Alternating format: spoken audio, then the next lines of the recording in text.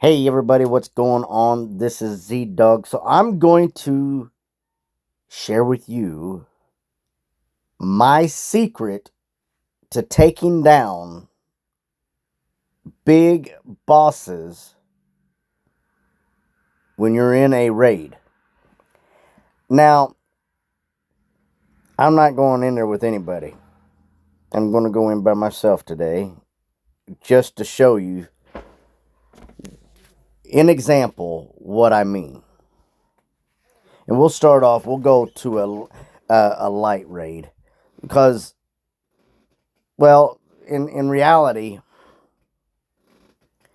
with my level being Infernal 3, um, I'm going to go in low, and it would only take a couple hits to take a big boss out. But I can show you everything I need to inside that raid. So let's go in.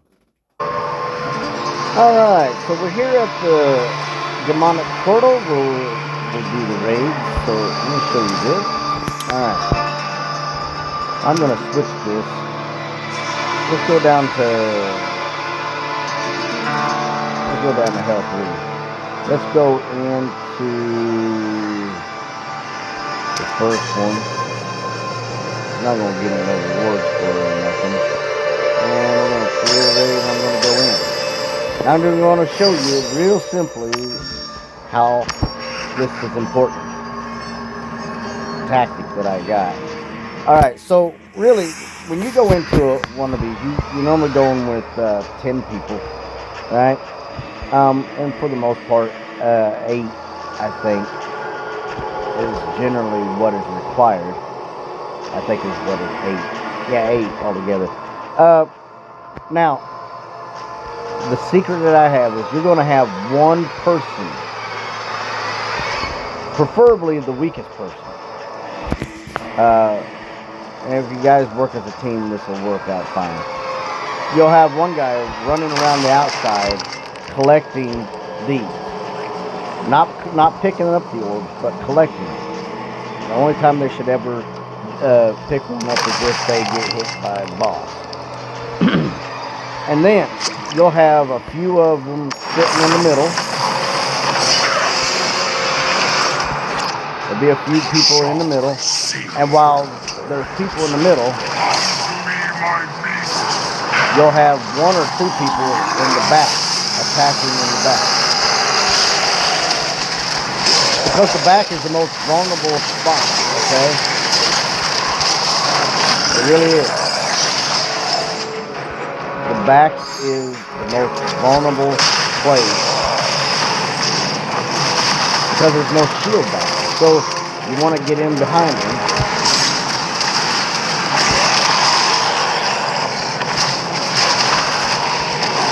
It doesn't make sense. I shall take this soul myself.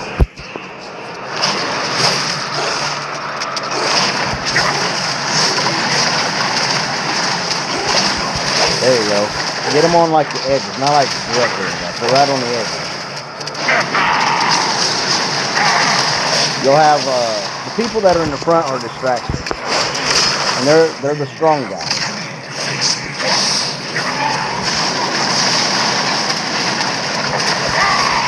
I'm gonna go ahead and finish them off. But if you see what I mean, but like while there's a few people in the front and then a few people in the back, and you got this guy running around the side, whenever you get weakened a little bit, you go collect that stuff.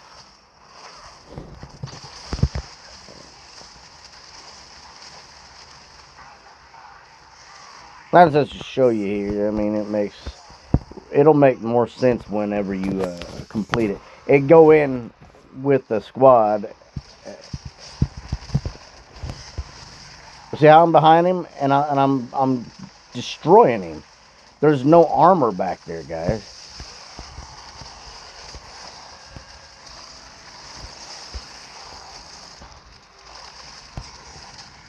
Yeah, there's no armor back there, depending on where you're hitting.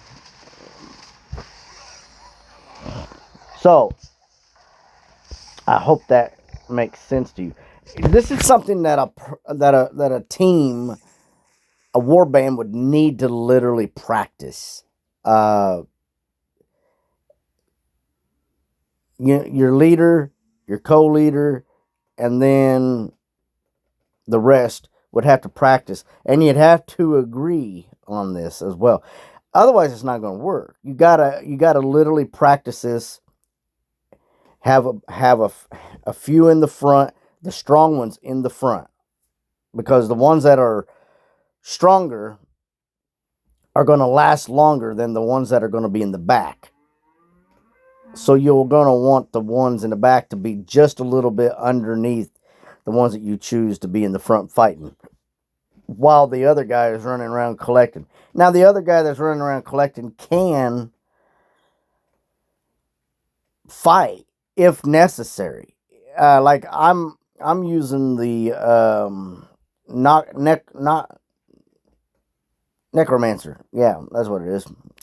And I can throw out skeleton fighters and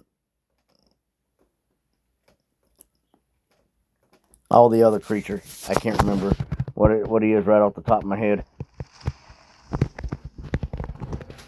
But I'm able to do that. So I hope that strategy helps you a lot.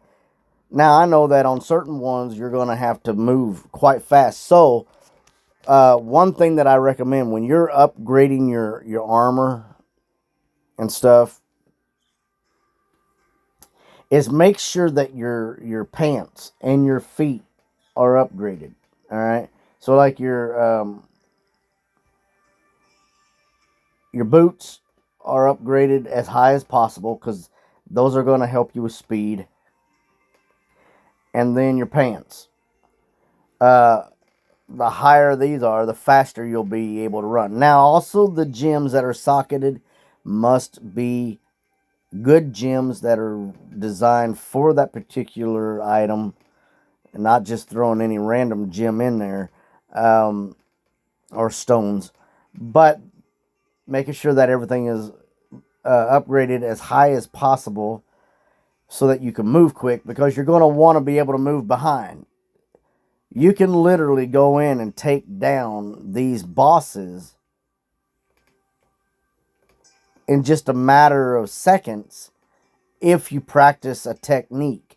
Most people just go in and just start throwing blades at them, and they get right up close to them in the front, and then they like get hit multiple times, and then people are dying all the time. But you got to have a strategy to take down these bosses, because if you have a few in the back and a few in the front and a guy running around the side getting those orbs ready, you're going to be more successful. So that's my strategy.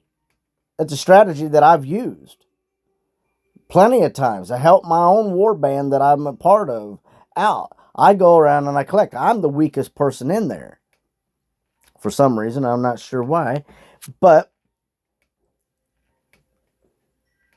they will literally have a few of them hitting from the back and a few of the strong ones from the front. And for where we're at, Inferno 2 is where we normally go. We could take down a boss in like under 2 minutes. Seriously. So try that out. See what you think. Practice that. This is Z-Dog. Until next time.